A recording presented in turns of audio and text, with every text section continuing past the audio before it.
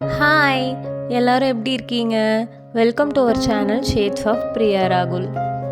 நம்ம இன்னைக்கு இந்த வீடியோவில் சுவையான மல்லி சாதம் ரெசிபி எப்படி செய்யறதுன்னு தாங்க பார்க்க போகிறோம். வீடியோக்குள்ளே போகிறதுக்கு முன்னாடி நம்ம சேனலை சப்ஸ்கிரைப் பண்ணாதவங்க மறக்காமல் சப்ஸ்கிரைப் பண்ணிக்கோங்க. ஃபர்ஸ்ட் நம்ம இந்த ரெசிபிக்கு தேவையான பொருட்கள் எல்லாமே எடுத்து ரெடி பண்ணி வச்சுக்கலாங்க.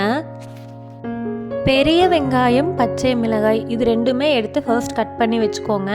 வெங்காயம் எவ்வளோ நிறையா போடுறோமோ அவ்வளோ நல்லா இருக்குங்க. அதனால் முடிஞ்ச வரைக்கும் கொஞ்சம் நிறையாவே வெங்காயம் இருக்கிற மாதிரி பார்த்துக்கோங்க. அது கூடவே ஒரு 5 இல்லைனா 6 பல்லு பூண்டு, ஒரு சின்ன பீஸ் இஞ்சி நான் சின்ன சின்னதாக கட் பண்ணி எடுத்துருக்கேங்க. இப்போ நான் உங்களுக்கு வீடியோவில் ஷோ பண்ணுற மல்லி இலைகளில் 2 வெரைட்டி இருக்குங்க. உங்களுக்கு பார்த்தாவே நல்லா டிஃப்ரென்ஸ் தெரியும். இந்த சைடு லெஃப்ட் சைடு இருக்கிற மல்லி வந்துட்டு இலைகள் ரொம்ப பெருசாக இருக்கும். அதே ரைட் சைடு இருக்க மல்லி வந்துட்டு இலைகள் ரொம்ப சின்ன சின்னதாக இருக்கும். அந்த சின்ன சின்னதாக இருக்குது பார்த்தீங்களா, அந்த இலைகள் வந்துட்டு நாட்டு மல்லி. இந்த பெரிய பெரிய இலைகளாக இருக்கிறது வந்துட்டு ஹைப்ரிட்டு. மல்லி இலைகளை நல்லா வாஷ் பண்ணி எடுத்ததுக்கப்புறமா அதோட ரூட் பார்ட் இருக்கும் இல்லைங்களா, வேர் பகுதி, அதையை ரிமூவ் பண்ணிடுங்க. மல்லி இலைகளை அடுத்ததாக சின்ன சின்ன பீஸாக கட் பண்ணி எடுத்துக்கோங்க. இப்போது ஒரு மிக்ஸி ஜார் எடுத்துக்கோங்க. அந்த மிக்ஸி ஜாரில் நீங்கள் ஆல்ரெடி கட் பண்ணி வச்சுருக்க மல்லி இலைகளை ஆட் பண்ணிக்கோங்க. மல்லி இலைகளை மிக்ஸி ஜாரில் எடுத்ததுக்கப்புறமா அது கூடவே நம்ம கட் பண்ணி வச்சுருக்க பச்சை மிளகாய், இஞ்சி, பூண்டு இது எல்லாமே அதில் ஆட் பண்ணிக்கோங்க. அது கூடவே சின்ன வெங்காயம் இருந்துச்சுன்னா சின்ன வெங்காயம் கொஞ்சமாக போட்டுக்கோங்க. இல்லைன்னா பெரிய வெங்காயமே கொஞ்சமாக கட் பண்ணி அதில் ஆட் பண்ணிக்கோங்க. ஒரு 2 டேபிள் ஸ்பூன் அளவுக்கு கரம் மசாலா ஆட் பண்ணிக்கோங்க. இப்போது நம்ம மிக்ஸி ஜாரில் எடுத்துருக்க எல்லாத்தையுமே தண்ணி விடாமல் நல்லா அரைச்சி பேஸ்ட் மாதிரி எடுத்துக்கோங்க.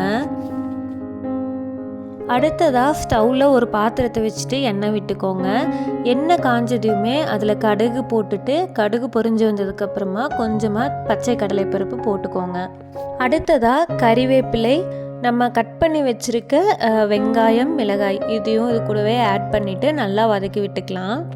வெங்காயம் நல்லா வதங்கினதுக்கப்புறமா நம்ம ஆல்ரெடி அரைச்சி வச்சுருக்க பேஸ்ட்டை இது கூட ஆட் பண்ணி நல்லா மிக்ஸ் பண்ணி விட்டுக்கலாங்க.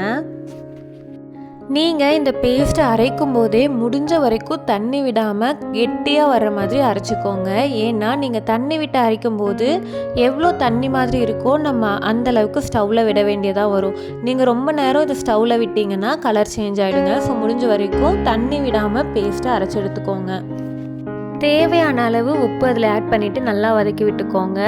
எண்ணெய் தனியாக பிரிஞ்சு வர வரைக்கும் இதை வதக்கிக்கோங்க. அப்போ தான் பச்சை வாசனை போகும், டேஸ்ட்டும் நல்லாயிருக்கும். நல்லா வதங்கி வந்ததுக்கப்புறமா இது கூட சாதத்தை ஆட் பண்ணி நல்லா மிக்ஸ் பண்ணி விட்டுக்கோங்க. நான் நார்மல் அரிசியில் செஞ்ச சாதம் தாங்க எடுத்திருக்கேன். நீங்கள் இதுக்கு பதிலாக பிரியாணி அரிசியில் செஞ்ச சாதம் எடுத்தாலும் இதை விட இன்னும் கொஞ்சம் டேஸ்ட் அது என்ஹான்ஸ் பண்ணி கொடுக்கும். இப்போது ஸ்டவ்வில் ஒரு சின்ன பாத்திரம் வச்சுக்கோங்க. அதில் கொஞ்சமாக நெய் விட்டு நல்லா உருகி வந்ததுக்கப்புறமா அது கூட கொஞ்சமாக முந்திரி ஆட் பண்ணிக்கோங்க. உங்ககிட்ட திராட்சை இருந்தால் திராட்சையும் ஆட் பண்ணிக்கோங்க. இப்போது நல்லா பொரிஞ்சு வந்ததுக்கப்புறமா இந்த முந்திரி நெய்யை எடுத்து நம்ம தாளித்து வச்சுருக்க மல்லி சாதத்து மேலே கொட்டிடலாம். அவ்வளோதாங்க, நம்ம மல்லி சாதம் ரெடி ஆயாச்சு. மல்லி சாதத்துக்கு ஆனியன் ரைத்தா செஞ்சிங்கன்னா சூப்பராக இருக்குங்க. பெரிய வெங்காயம் நல்லா சின்ன சின்னதாக மெல்லிஸாக வர மாதிரி கட் பண்ணி எடுத்துகிட்டு தயிரில் போட்டு மிக்ஸ் பண்ணிக்கோங்க. அது கூடவே கொஞ்சமாக சால்ட் போட்டுக்கோங்க. அவ்வளோதாங்க, நம்மளோட சுவையான மல்லி சாதம் வித் ஆனியன் ரைத்தா ரெடி ஆயாச்சு. மறக்காமல் எல்லோரும் இந்த ரெசிபியை வீட்டில் செஞ்சு பார்த்துட்டு எப்படி இருக்குன்னு கமெண்ட்டில் சொல்லுங்கள். இதே மாதிரி நிறைய இன்ட்ரெஸ்டிங்கான வீடியோஸ் பார்க்குறதுக்கு நம்ம சேனலை மறக்காமல் சப்ஸ்கிரைப் பண்ணிக்கோங்க. தேங்க்யூ.